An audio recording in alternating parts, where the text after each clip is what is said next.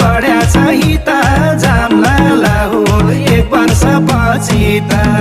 म त हजुर हङकङको लाउरे त्यसैमाथि अत्तरै घाँसेको